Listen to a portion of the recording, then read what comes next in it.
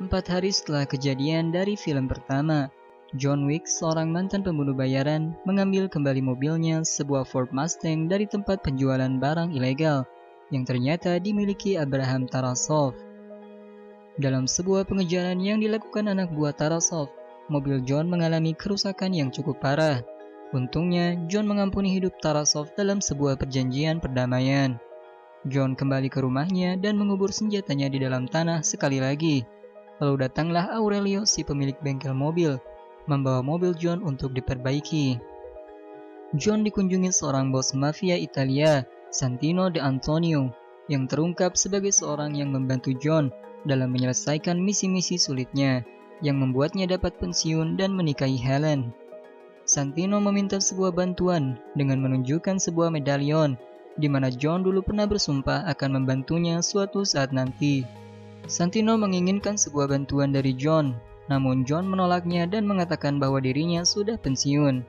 Karena kecewa, Santino menghancurkan rumah John dengan peluncur granat.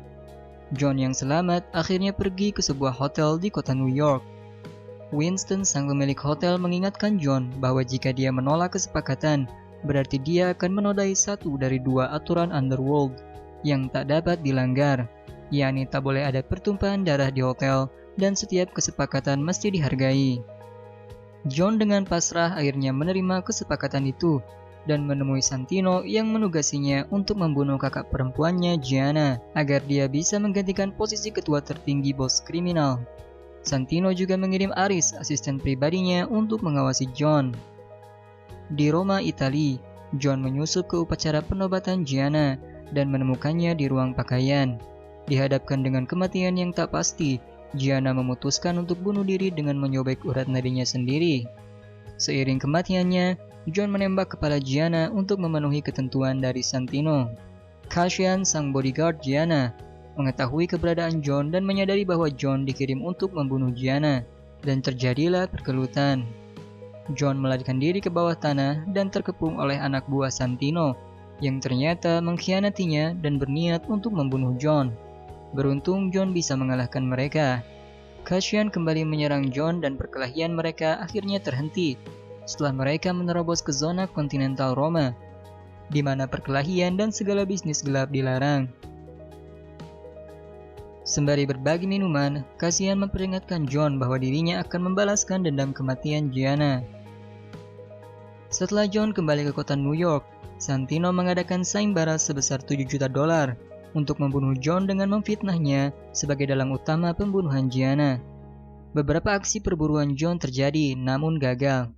Cassian akhirnya berpapasan dengan John, dan terjadilah perkelahian di sebuah kereta api. John berhasil selamat dan meninggalkan Cassian yang terluka, tetap hidup sebagai bentuk penghormatannya.